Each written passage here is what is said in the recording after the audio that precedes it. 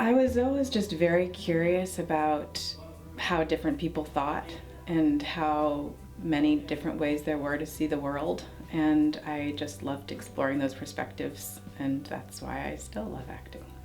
I would say I was inspired to start acting by always loving plays and films and just feeling that I intuitively understood what the actors were doing, and I felt that make believe and pretend was something that I was actually quite good at. And so I felt that I had a natural inclination towards empathy and really fascinated by human psychology. And so I think all of those things together, I've always been drawn to the arts, but I think that was a really terrific place for me to have that creative expression where all those things came together. That's so Raven. I don't know if I have a solid answer. I started acting when I was 7 years old, and I guess it just grew into me. Wow. Like, I really loved it, so I just kept doing it. Okay, It was always a thing that I really loved.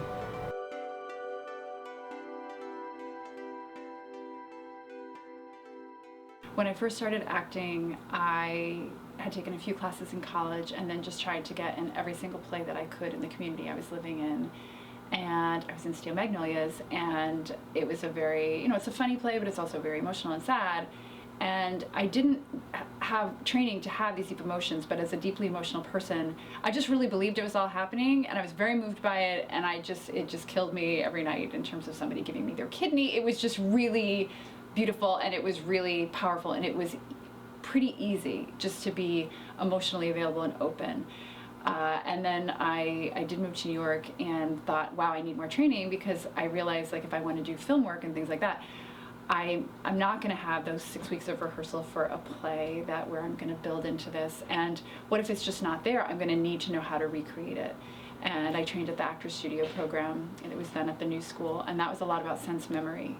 And that was a lot about tapping in sensorially to elements around a certain circumstance where those emotions were evoked.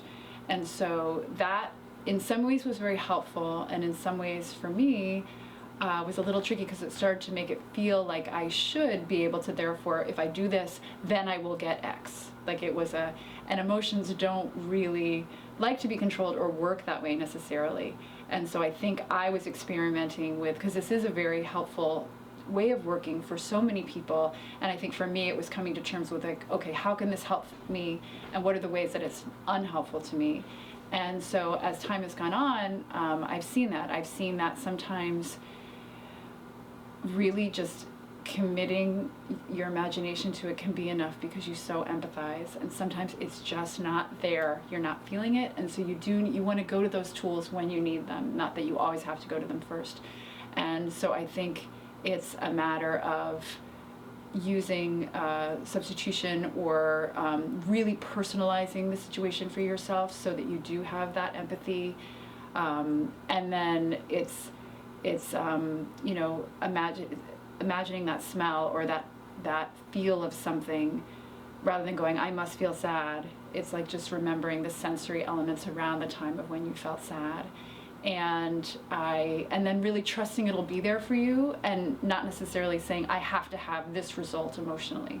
You want to maybe be in the ballpark, but the truth of human emotion is not always what we expect. It's not like, oh, if this happens, clearly I'm going to feel sad. Well, sometimes you might even laugh before you feel sad. So sometimes the unexpected thing that comes out from really connecting to the circumstances is suddenly more truthful and more beautiful than if you've been like, this happens, and then you're sad.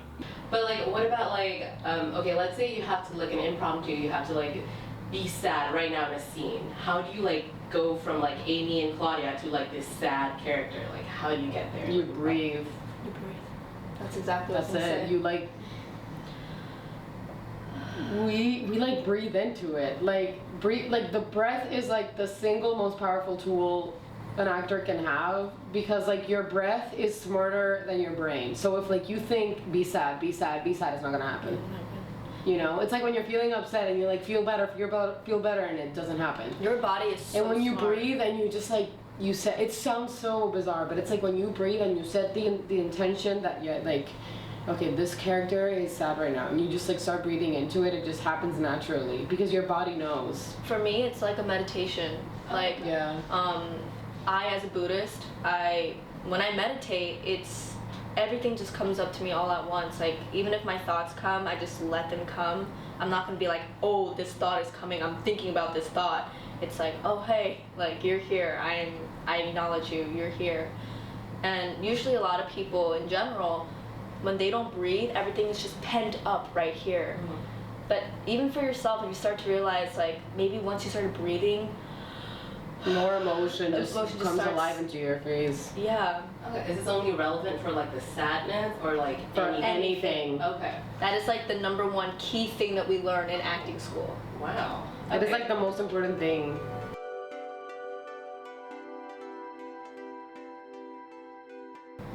There was something really interesting that a professor of ours said. I don't know if he said that in your classroom because I can't remember who it was, but there was someone who said something like, if you have to play a murderer, like how do you do that, right? And there was someone who said, like, you know that feeling when there's a bug or a mosquito flying around and you're like, oh my god, I need to kill it, I need to kill it. If you key into that sensation and you like amplify it, that's like, that becomes something that you don't experience on a human level, like on a, you know, murdering another person level, but it's like something that is the same feeling, just like towards another thing. That's exactly that's the example that I was gonna use. Yeah. It's just like murdering is such a strong example of like not having that experience or not knowing at all what that feels like, and yeah.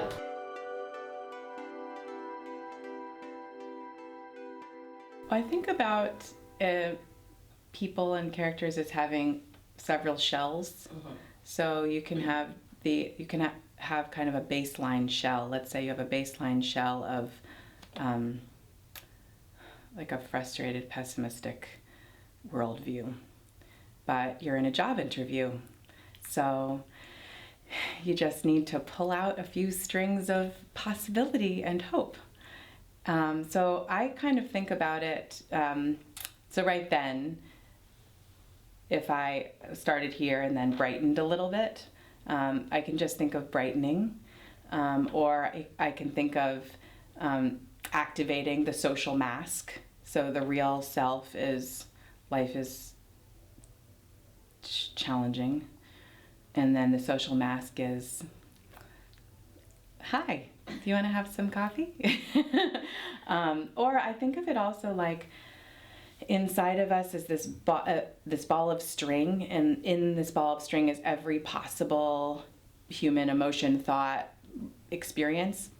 And as a person, I've pulled out certain strings through my genetics and my environment and my choices, and so this is Eliza. And then as a character, I just reach in and find other strings. And so, for example, in that specific example that I was giving before of the frustrated person who brightens in social situations, you pull out the frustrated strings, like, okay, what are the things? The thoughts are, nothing quite works out for me. Other people are jerks. That corresponds to the shoulders going forward. The words are rough, closed, and direct. And then, but I don't want to be perceived that way, so I reach in and pull out other strings that are a little bit open, brighten, open, keep the shoulders forward, but open the chest a little bit. And so those strings come out just a little bit farther, so they cover with the social mask those first set of strings. Okay, and does it matter which emotions you go through first? Like just now you're like the pessimistic first and then you pull the string, so can you do it the other way around? Well, I think you have to start with the baseline of the character's private self, who they are when they are alone.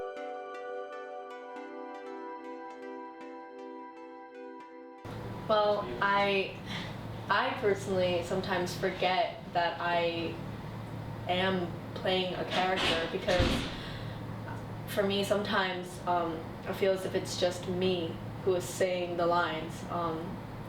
For instance, I say, I look at you, Jesus, and what's the line right before you leave?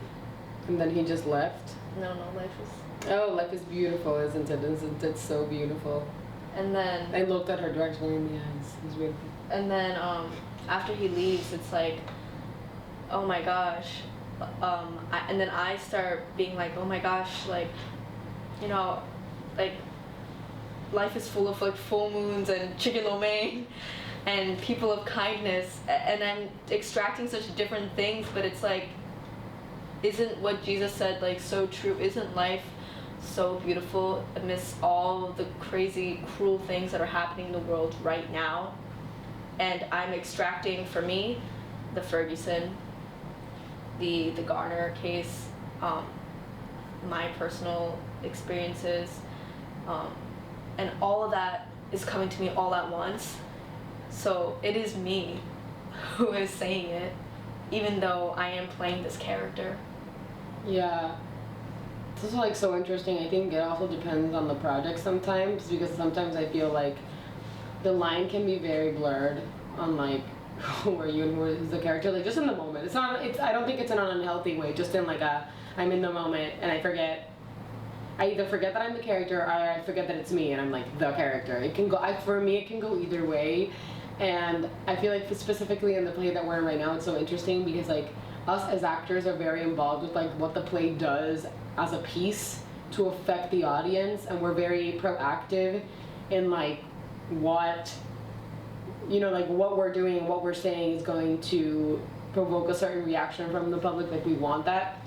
So it's so interesting going in it as me, but then knowing that I'm playing this character. So I think it's really easy to flip-flop between that blurred line.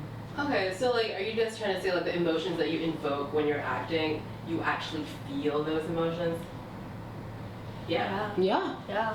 Okay, so but what if it contradicts with what You're actually feeling? Yeah. So yeah, is it like a double thing at once, or You pretend. you pretend? Yeah. You pretend. Okay. You pretend. You fake it till you believe it, till you make it. No. No. Hopefully not. If I'm self-conscious about my acting and I'm wondering if I'm communicating, which is a bad place to be in as an actor, then yes. But if I'm fully dropped into that moment, then I'm experiencing what they're experiencing. So yeah, to clarify, does that mean that in that scene, like in that moment of time, you are only one person and it's not you, you're the character? I think that with this kind of ball of string idea, where I'm present and then the character's kind of more present than me, that it's like a ghosty thing. It's like we are, well, let me think. Same time.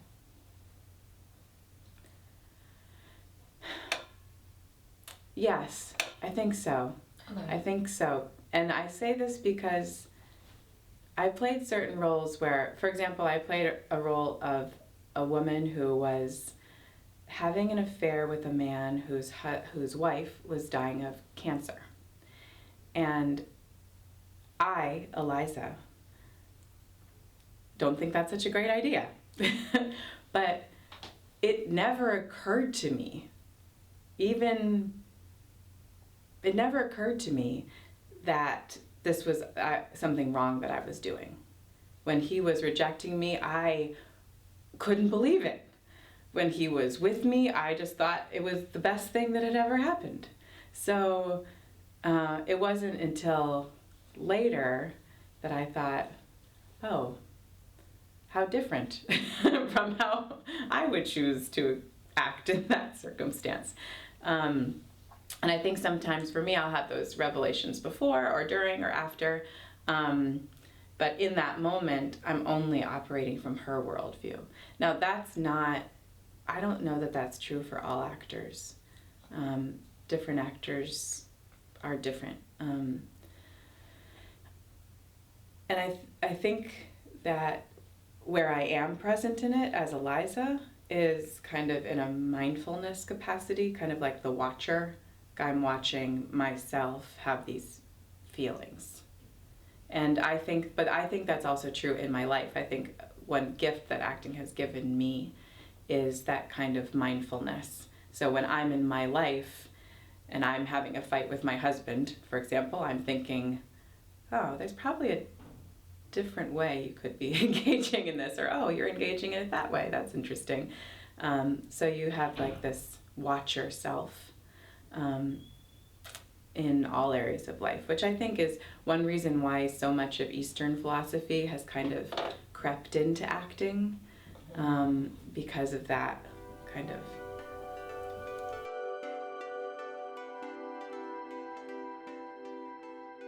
What's interesting about that is sometimes you are not the best judge of your performance. Actually, often you are not the best judge of your performance. Sometimes you are absolutely correct. You know what it felt like before, and you know it didn't feel the same, and it kind of, the stakes weren't as high or whatnot. But sometimes what you've done, people will say, I just didn't feel it. It's like, it was still really excellent. I was very moved. So even if you didn't feel it, doesn't always mean it wasn't a great performance. And sometimes, especially with crying, which can be very confusing for people, I didn't cry that time, it's not as good. And it really is more important that the audience cry more than you often. And seeing somebody trying to cry, because that happened before, is very painful and uncomfortable. And so I think that when people didn't feel it, sometimes they're not as prepared, or sometimes they're in a different place emotionally in that moment, but it doesn't always mean the work isn't as good if the actor didn't feel it.